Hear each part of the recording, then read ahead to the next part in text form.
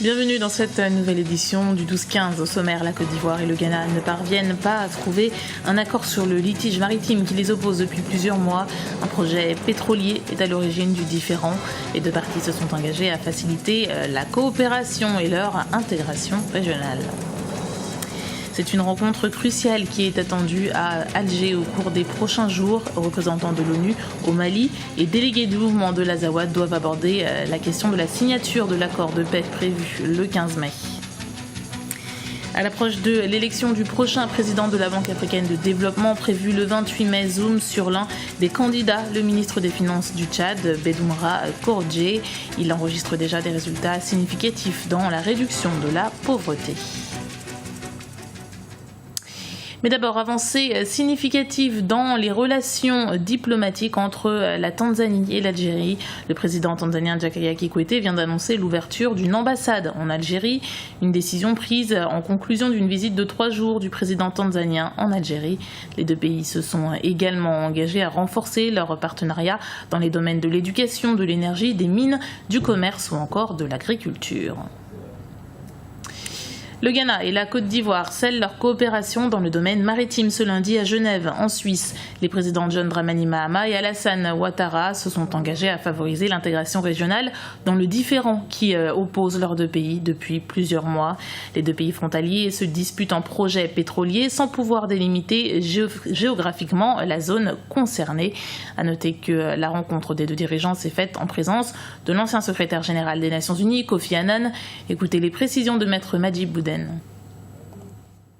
Il est tout à fait normal pour un tribunal international de demander la coopération des parties à 2 niveaux. C'est la coopération des parties avec le tribunal et la coopération des parties entre elles. C'est une obligation internationale procédurale, c'est-à-dire qu'il y a le principe de bonne foi et chaque partie au litige doit se comporter de bonne foi et de façon loyale et donc de coopérer au règlement du litige, à savoir elle doit coopérer à l'administration de la preuve, elle doit coopérer à avoir une position honnête, correcte et de bonne foi. Ça, c'est le principe de bonne foi qui est une règle du droit international. Donc, le tribunal international, en demandant cela, il ne fait qu'appliquer le principe et il demande aux parties d'appliquer un principe du droit international de coopération de bonne foi dans le règlement même différent. Maintenant, ceci peut dire que ça peut être les prémices vers une coopération plus large et qu'on trouve un règlement amiable que les parties trouvent un règlement amiable, et ou ça peut être juste la préparation des conditions nécessaires pour que le tribunal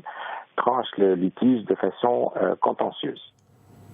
Quelles sont les chances pour la signature de l'accord de paix et de réconciliation au Mali prévu ce 15 mai à Bamako pour permettre la réussite de cette rencontre capitale pour le retour définitif de la paix dans le nord du Mali?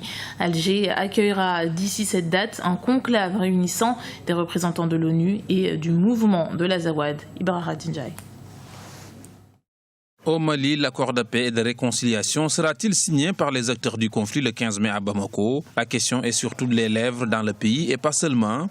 Pour donner tous les sens aux négociations, une rencontre cruciale est prévue à Alger d'ici quelques jours sous la présence des représentants de l'Organisation des Nations Unies au Mali, des représentants du mouvement de l'Azawad. Il y a une réunion conviée par le médiateur Mounzi pour une réunion qui concerne tout simplement la coordination du mouvement de l'Azawad pour les donner les dernières explications et pour dire à ceux qui vont paraffer à Bamako quel est leur rôle, comment ils doivent intervenir dans la cérémonie qui sera en présence de plusieurs chefs d'État qui sont conviés, la communauté internationale qui sera là, la France qui est invitée, les États-Unis qui seront là, l'ONU qui sera là, l'Union africaine qui sera là, toute la communauté internationale à Bamako en présence du chef de l'État malien, de tous les acteurs qui ont participé à la médiation, des groupes armés favorables à une situation telle qu'elle est là, et groupes armés défavorables même à l'accord qui seront quand même représentés. C'est tout simplement pour leur donner des explications par rapport à leurs interventions à la phase de signature, à la cérémonie de signature du vendredi prochain à Bamako. Si ce conclave a pour but d'encourager la signature d'un accord le 15 mai à Bamako,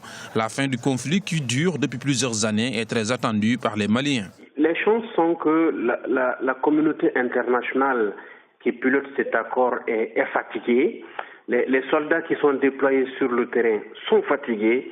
Les populations elles-mêmes sont fatiguées. Nous sommes tous pratiquement au bout du rouleau où la situation a perduré, que les acteurs sont plus que jamais décidés à sortir du bout du tunnel, à sortir de cette situation, de cette impasse. C'est pourquoi la rencontre justement d'Alger, qui reste maintenue, elle reste maintenue même s'il y a une modification de date, va permettre solennellement de prendre l'engagement là et de venir à Bamako, ensuite paraffer l'accord le 15 mai prochain, vendredi prochain. Un pré-accord a été paraphé le 1er mars 2015 par le gouvernement malien, la médiation et certains groupes armés. Mais certains mouvements, notamment le MNLA, le Mouvement national de libération de la Zawad, avaient refusé de le signer. En Guinée, beaucoup d'attentes et d'espoir autour de la rencontre entre le président Alpha Condé et le chef de file de l'opposition. Après avoir renoncé la semaine dernière à l'invitation du chef de l'État, Cellou Dalein Diallo, principal opposant au régime présidentiel, annonce vouloir répondre à l'appel du dialogue sur la crise politique actuelle. Les enjeux sont donc déterminants pour la Guinée. Reportage à Conakry de notre correspondant Mohamed Lamine Solanou. Les Guinéens dans l'attente d'un tête-à-tête entre le président Alpha Condé et Cellou Dalein Diallo, chef de file de l'opposition. Une rencontre qui pourrait donner une chance au dialogue entre des acteurs politiques divisés. La source de la crise reste le calendrier électoral qui prévoit la présidentielle en octobre 2015 et les élections locales en 2016. Une rencontre qualifiée de tous les espoirs par les médias dans un contexte sociopolitique assez tendu. C'est une rencontre assez importante pour la Guinée parce que véritablement ce sont les deux acteurs aujourd'hui qui, on peut dire, sans paraître grossier ou vulgaire, ce sont les deux acteurs qui bloquent la Guinée. Alors, Alpha Condé, c'est le président de la République, Cellou Dalein, c'est le chef de file de l'opposition. Les deux drainent suffisamment de militants, d'adeptes, de sympathisants, de leur entente, de la résolution qui sortira de cette rencontre et s'écrira l'avenir de la Guinée. Au-delà du calendrier électoral, plusieurs autres questions restent en suspens, notamment la restructuration de la Commission électorale nationale indépendante et la dissolution des présidents de délégations spéciales qui font office de maire. L'opposition juge ces deux entités proches du parti au pouvoir qui souhaitent maintenir en l'état ces points de revendication. La rencontre entre le président Alpha Condé et son principal opposant suscite assez d'espoir dans le pays. Le mandat de l'actuel président a été jalonné de 21 manifestations par l'opposition, 15 légales et 6 illégales, pour une cause de délégations spéciales qui ont été mises en place par un décret aussi illégal. Donc je pense que le premier enjeu va servir de décrisper un tant soit peu l'atmosphère pour éviter par exemple que la crise ne perdure. Le dernier tête-à-tête entre Alpha Condé et Cellou Dalein Diallo remonte à avril 2012. 3 ans plus tard, alors que la vie politique guinéenne connaît une nouvelle poussée de fièvre. À Conakry, cette rencontre est perçue comme un signe de relance du dialogue politique pour une organisation consensuelle des prochaines consultations électorales.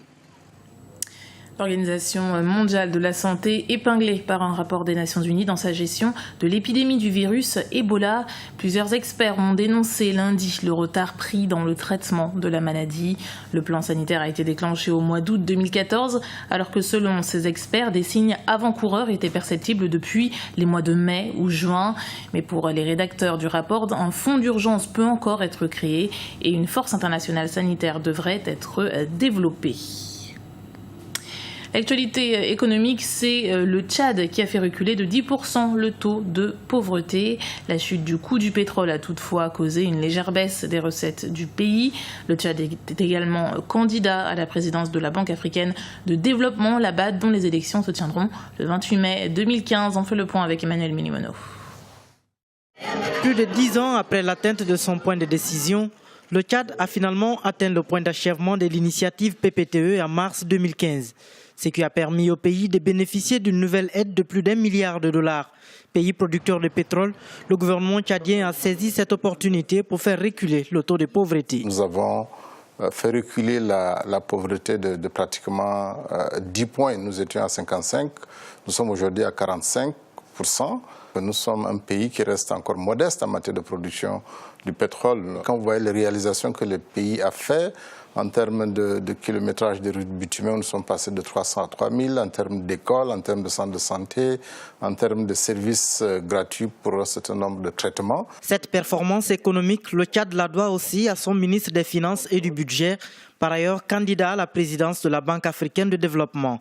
Un coup de maître qui sera déterminant pour cet ancien fonctionnaire de l'institution financière africaine. Après 20 ans passés au service de la BAD, Bedumba Cordier veut succéder au président sortant, Donald Kaberuka. J'ai des visions très claires par rapport à ce que la banque peut faire dans le soutien à l'intégration africaine, dans le soutien à la création d'emplois pour les jeunes, à la valorisation de l'emploi des femmes, au renforcement des capacités de ressources humaines de la banque et également la prise en compte peut-être de causes profondes, des questions d'insécurité, d'instabilité du continent africain.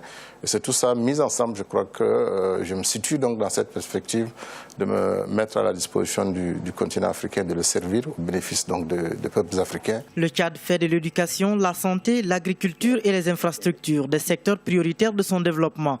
Le Fonds monétaire international entrevoit une croissance économique de 8,1% en 2015. En mettant efficacement en œuvre ces programmes d'action prioritaires, les autorités devraient significativement améliorer les conditions de vie des populations, en particulier les plus défavorisées. C'était le journal de la rédaction. Merci de l'avoir suivi. Retrouvez dans un instant une nouvelle édition du 12-15 sur Africa 24.